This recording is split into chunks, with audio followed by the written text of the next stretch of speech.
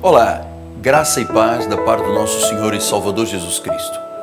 Eu louvo a Deus por poder estar com você num canal de televisão, nas mídias sociais e no satélite.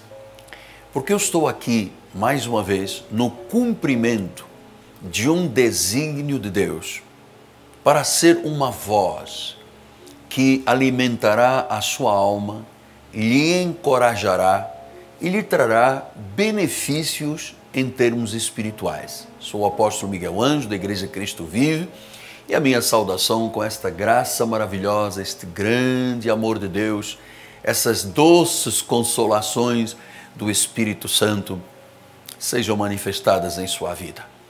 O objetivo desse programa é que, ao se abrir a Bíblia Sagrada, você consiga ouvir mais do que uma voz humana, mas a voz do Espírito Santo. Porque vozes existem muitas. Existem vozes boas, positivas, encorajadoras, existem vozes negativas, existem desígnios que vêm da parte de espíritos derrotados.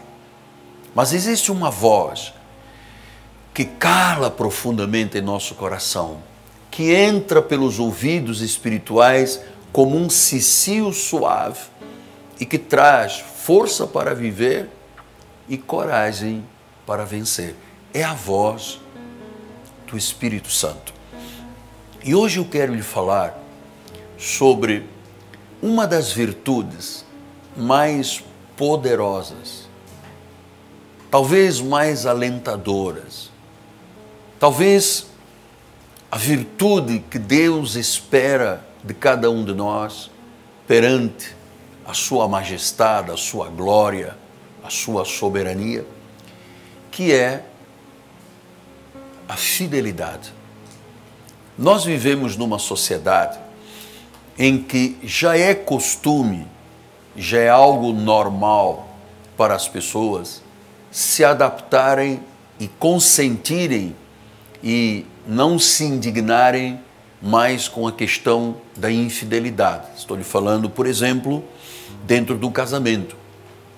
É normal, a televisão mostra a novela com a infidelidade, e as pessoas hoje já não se indignam mais, nem com a infidelidade, nem com o adultério, porque quanto mais a pessoa está longe de Deus, longe da palavra de Deus, menos ela se sente moralmente capaz de se indignar perante aspectos que trazem tanta destruição, fazem tão mal à vida, como é, por exemplo, a questão da infidelidade entre pessoas. Então, é costume a infidelidade partidária, infidelidade política, infidelidade marital, infidelidade. Então, as pessoas começam a conviver com este fato e a aceitar e a não se indignarem quando veem coisas ou quando participam de coisas que fazem tão mal à alma.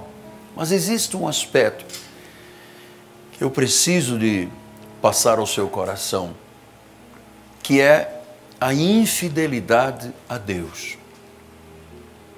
A infidelidade a Deus. O apóstolo São Paulo, quando escreve a Timóteo, na sua segunda carta, Timóteo era um jovem pregador, era um filho espiritual do apóstolo São Paulo, e Paulo faz uma demonstração a seu filho espiritual, e ele diz: olha, fiel é a palavra. Se já morremos com ele, também viveremos com ele. Se perseveramos, também com ele reinaremos. Se o negamos, ele, por sua vez, nos negará. Se somos infiéis, ele permanece fiel, pois de maneira nenhuma pode negar-se a si mesmo. Então você percebe, até pela cor da minha Bíblia, que eu sou um homem muito ligado à palavra. Eu manejo bem a palavra, eu conheço a palavra, eu vivo o máximo possível da minha vida baseado na palavra. E Paulo ensinou a Timóteo e disse: olha, Se você negar, Ele também lhe nega. Se você for infiel, Ele, Deus, vai continuar sendo fiel, pois Ele não pode se negar. Então existe aqui algo muito importante que eu quero lhe deixar nesta manhã, que é a questão da fidelidade a Deus. Veja, Paulo deixa claro, se eu for fiel, eu tenho a honra de Deus. Se eu for infiel, eu não tenho a aprovação de Deus. Se eu o negar, a Bíblia diz que Ele me negará. Se eu for infiel, Ele vai continuar sendo fiel porque Ele é Deus, Ele não pode negar-se. Aliás, desde o Antigo Testamento, o Senhor dizia, Deus não é homem para mentir. Ou seja, Deus não é homem para quebrar as suas virtudes, as suas manifestações gloriosas, daquilo que é a essência de Deus, a santidade de Deus. Então, se eu nego, Ele me nega. Pastor, e como é que as pessoas negam a Deus? Por exemplo, não o colocando em primeiro lugar nas suas vidas. Se o Senhor não for o primeiro dos primeiros, então, se eu não coloco no aspecto da minha vida Deus em primeiro lugar, depois a família, depois a igreja, se eu inverto esta posição, eu estou negando a Deus. Veja, por exemplo, a questão da presença na igreja. Paulo disse, olha, tem pessoas, disse aos Hebreus, que têm o costume de não congregar. Estão negando a Deus, porque congregar na igreja é um dos aspectos máximos da nossa fidelidade a Deus. Quem instituiu a igreja foi Jesus. Quem chamou a reunião de pessoas crentes e salvas, de cristãos lá em Antioquia, foi Jesus. Quem estabeleceu os ministérios, apóstolos, profetas, evangelistas, pastores e mestres, foi Jesus. Quem chamou do corpo de Cristo foi Jesus. Quem disse a minha igreja é minha noiva foi Jesus. Se eu não congrego, ou se eu venho uma vez por mês à igreja, ou se de vez em quando para amortecer as dores dos problemas emocionais, eu dou uma chegadinha à igreja, eu estou negando a Deus. Porque a primeira condição sine qua non de vida espiritual, em primeiro lugar, reconhecer a Jesus como seu Senhor, em segundo lugar, a presença na igreja, o sacrifício vivo, santo e agradável. E existe um outro aspecto também que o Senhor, quando estava discutindo com o povo judeu as questões do envolvimento do povo de Deus com a obra do Senhor, Ele disse em Malaquias 3,6, olha, eu não mudo. Então, nós hoje não temos nenhuma participação, nós como evangélicos da graça, em nada que seja mandamentos da lei, abluções, comidas, bebidas, dias de festa, sacrifícios, batismos, vigílias, pagar o preço. A Bíblia diz, o justo vive por fé. Então, esses artigos da lei de Moisés, 613 mandamentos, e todos aqueles cerimoniais que o povo judeu fazia, não sei se faz mais hoje, mas fazia naquele tempo, o Senhor disse, olha, na graça você está livre de Moisés. Mas existem fundamentos, existem princípios que não começaram ontem. Começaram 4.000 anos antes de Cristo, que é a oferta das primícias, que tem a ver com tempo e que tem a ver com as finanças. Se eu negar isto, Deus vai me negar. Esta é que é a verdade. Então vamos ver no livro de Gênesis, no capítulo de número 4, o Senhor falando de Abel e de Caim 4.000 anos antes de Cristo e 2.500 anos antes de Moisés. E 2000 anos antes de Abraão. Então ele diz assim: aconteceu no fim de uns tempos que trouxe Caim do fruto da terra uma oferta ao Senhor. Abel, por sua vez, trouxe das primícias do seu rebanho e das gorduras dele. Agradou-se o Senhor de Abel e da sua oferta, ao passo que de Caim e de sua oferta não se agradou. Irou-se, pois, sobremaneira Caim e descaiu-lhe o semblante. Então nós estamos aqui diante de um fato. Diz que Caim esperou que aquilo que ele havia cultivado desse fruto, pegou alguns legumes, algumas coisas da sua, conforme ele diz aqui no versículo de número 3, fruto da terra, e ofereceu a Deus. E diz que Deus não aceitou, porque existe um princípio daquilo que é direito de Deus, que são as primícias, foram estabelecidas desde o início do livro de Gênesis. Então diz que Abel trouxe das primícias, trouxe o primogênito, trouxe os primeiros, né, os dízimos, trouxe aquilo que era, na realidade, o direito de Deus. Diz que Deus recebeu e se agradou disto. Pastor, mas o senhor não acha que o senhor está falando do tempo da lei? Não, estou falando 2500 anos antes da lei. Este é um princípio. Quando Deus falou, depois na lei a Moisés, disse: olha, todo primogênito é meu, o primeiro animal que nascer é meu, o primeiro bezerro é meu, a primeira ovelha é minha. Então o Senhor está dizendo que há uma parte que são as primícias, que são os primogênitos, que são as dízimas que lhe pertencem. Sim, mas apóstolo, mas eu sempre ouvi dizer que isto é uma coisa da lei. Não, isto é uma coisa de vida. Isto foi 2500 anos antes de Moisés. Agora, como Deus não muda nestes princípios e fundamentos, deixa eu lhe explicar uma coisa que talvez muitos não saibam. Quando você diz assim: não, mas nós estamos vivendo a dispensação da graça e eu não tenho que fazer nada que a lei, ou antes da lei, ou 430 anos antes da lei com Abraão, ou 2500 anos antes com Abel, eu não tenho que fazer nada disso porque está no Velho Testamento. Deixa eu lhe explicar o que você nunca ouviu. No Velho Testamento diz assim: não darás culto a outros deuses, não farás imagens, nem pintura, nem escultura. Não matarás, não roubarás, não adulterarás, não darás falso testemunho, não cobiçarás a mulher do próximo. Então a pergunta é assim: se você quer levar ao pé da letra e não entender a revelação, significa que então, subjetivamente, você estará dizendo isto. Você está dizendo: eu posso matar, eu posso roubar, eu posso adulterar, eu posso cobiçar, eu posso dar falso testemunho, porque isso é da lei.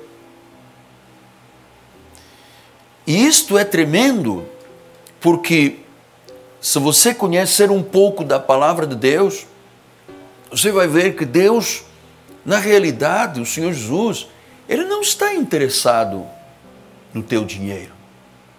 Ele está interessado no teu coração. E se eu tenho um coração de Deus, de um salvo, onde estiver o meu coração, é aí que está o meu tesouro, e onde estiver o meu tesouro, é aí que está o meu coração.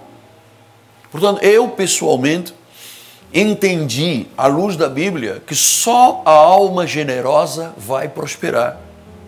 Quem retém é para pura perda. Então, quando você vira uma pessoa que tem dificuldades no trato com as questões de finanças, questões de posses com Deus, ele se esquece que das 38 parábolas, 16 foram falando de finanças e de possessões, e a Bíblia tem 2000 versículos para tratar deste assunto. E que nas questões da fé tem cerca de 500, nas questões de céu, inferno, amor, paz e outros temas assim, tem mais 500 somando, mas a respeito das questões materiais, o Senhor deixou 2000 vezes registrados. Portanto, o que Deus está em busca, Ele é o dono do ouro, é o dono da prata. Ele é o dono de tudo que existe. Nada do que você tem ou do que eu tenha é nosso. Nada. Às vezes a pessoa está agarrada porque o meu carro, porque o meu relógio, porque é meu, é meu, é meu. Amado, João 3,27 diz: o homem não tem bem algum se do céu não lhe for dado. Eu já entendi há muitos anos que se eu tenho uma casa, se eu tenho um carro, se eu tenho uma família, se eu tenho um relógio, se eu tenho roupa, eu na realidade, isso não é meu, não me pertence. Isso é de Deus. Olha, eu sempre dou esse testemunho na nossa igreja. Meus pais eram grandes empresários em África, em Angola. E eu me recordo que quando papai faleceu, ele tinha um relógio de ouro, tinha um anel de ouro, tinha aliança de ouro. Eu me recordo das pessoas dizerem: tira o relógio, tira a aliança, tira o anel. E ele não foi com nada. E Jó disse isto: nu eu vim, nu eu voltarei. Deus deu, Deus tira. Então, talvez a infidelidade das pessoas seja baseada em quê? No desconhecimento. A verdade é que quem dá liberalmente, estou falando de finanças, estou falando de amor, estou falando de paz, estou falando de boas semeaduras. Quem semeia, colhe. E se eu semear justiça, eu colho justiça. Se eu semear injustiça, eu colho o troco da injustiça. E disse a palavra de Paulo aos Colossenses: nisto não há acessão de pessoas. O que Deus faz de bem a uma pessoa fiel, se eu for fiel, Deus tem que fazer na minha vida. Mas se há uma pessoa infiel que está negando a Deus, e ela é infiel e Deus o nega, e se eu for infiel, não há acessão. Eu sou apóstolo, mas se eu negar, Deus também me nega. Então, o que Deus na realidade anda em busca, isso é maravilhoso, é do nosso coração. Eu descobri ao longo de 40 anos pastorais que o salvo, o fiel, ele não argue, ele não discute com Deus. Ele diz: está na Bíblia, eu creio. Se Deus diz, eu recebo. Parece que é isto que o Senhor anda em busca, das ovelhas verdadeiras que o adorem em espírito e em verdade. Você sabe que 1,8% dos evangélicos, dos cristãos, dos católicos, 1,8% tem sua vida financeira ligada com Deus, são fiéis dizimistas, são pessoas que contribuem para a obra de Deus. Este 1,8% são as pessoas mais felizes do mundo, porque Jesus disse: melhor é dar do que receber. Estou falando de finanças, estou falando, por exemplo, de tempo para Deus, tempo para a igreja. Estou falando, por exemplo, de amor. Muitas pessoas se queixam: ah, o meu marido não me ama, minha esposa não me ama. Eu sempre pergunto: você ama? Você tem gestos de amor? Porque você só pode colher aquilo que você semear. Eu não posso querer que no meu quintal nasça uma mangueira com uma boa quantidade de mangas espadas se eu não semear nada, ou se eu semear milho. Eu não vou poder colher mangas. Esta é que é a verdade. E quando eu semeio para Deus, e a minha vida financeira não é um obstáculo, quando eu penso assim: se Deus recebeu as primícias de Abel e não aceitou a oferta de Caim, Deus que estabeleceu isto, não foi o pastor da igreja. A verdade é, e eu termino esse pensamento dizendo, vou fazer agora 40 anos de pastor, 44 de pregador. Todas as pessoas fiéis são honradas por Deus. Todos os infiéis, desculpa a expressão, andam batendo cabeça, porque não semeiam, não colhem. E dizem: eu não semeio porque é Moisés. Então estão dizendo: Deus, você está me dando o direito de eu adulterar, de eu roubar, de eu matar, de eu dar falso testemunho, de eu cobiçar a mulher do próximo. A verdade é essa. E até o direito de adorarem a imagens. É isso que estão dizendo. Seja fiel. Se você permanecer fiel e honrar a Deus, Deus te honrará. Amém? Muito bem, hoje é segunda-feira e nós estamos sempre nessa expectativa da reunião logo à noite, às 7h30 da noite, aqui na Catedral Cristo Vive, um grande encontro de oração, de confissão e de milagres. Bispo André e Bispa Cristiane são os líderes desse departamento, que é uma coluna do nosso ministério. Eu quero lhe convidar a que você venha à Igreja Cristo Vive, aqui na Rua Maricá, 320, no bairro de Campinho. Este bairro é na zona oeste do Rio de Janeiro, uma rua paralela a Cândido Benício, BRT Pinto Teles, 28DP. E aqui você vai conhecer o que é um monumento construído em memorial da graça do Senhor. E aqui você vai poder ter uma vida espiritual segura, solidamente construída sobre a revelação da graça do nosso Senhor Jesus Cristo. Nosso telefone é 30 17 90 90. Temos inclusive bispas conselheiras que lhe ajudarão em oração. Estamos todas as noites também na Rádio 93 FM, à meia-noite e das 3 às 5 da manhã. A nossa antiga El Shaddai, 93.3. Você pode me acompanhar aí, você que tem plantão na madrugada, a Cristo Vive está presente pela 93.3. Queria deixar uma última palavra. Este ministério só pode estar na televisão, nas rádios, nas mídias sociais, porque nós temos pessoas fiéis que dão suporte local e internacional. São pessoas que têm prazer de dizer: eu colaboro com um ministério que resgata vidas, que salva vidas, que não mercantiliza, não faz comércio com as pessoas, mas ensina as pessoas a viverem. Então você que tem dado suporte, ou você que vai a partir de hoje ligar para nós dizendo pelo 30 17 90 90, eu quero ser um cooperador desse ministério, minha gratidão em meu nome, em nome do governo da Igreja Cristo Vive, nossa gratidão. Sua cooperação salvará vidas aqui locais e em países dispares, distantes, onde a TBN está nos levando. Seja bem-vindo. Minha gratidão à família Rodrigo Ambrósio e Fabiane Ambrósio, do Turbomil. O Turbomil é o mercado na Zona Norte, na Baixada Fluminense, em Vila Emília e Mesquita, e é ali que está a bênção de Deus. Então, a minha palavra, as pessoas que moram na Baixada, por favor, é o Turbomil. E obrigado a Rodrigo e Fabiane, que são exemplos de cooperação com a obra de Deus. Amém? Vamos nos despedindo. Muito obrigado por você me prestigiar diariamente. Você está dando ouvidos à voz do Espírito Santo. Sou o apóstolo Miguel Ângelo, meu nome, minha amada esposa Bispo Roxana, governo da igreja, nossa equipe de televisão, graça e paz e um dia tremendamente abençoado. Olha, você vai surpreender o que Deus vai fazer na sua vida. O fiel é coroado de bênçãos. Graça e paz. Até amanhã.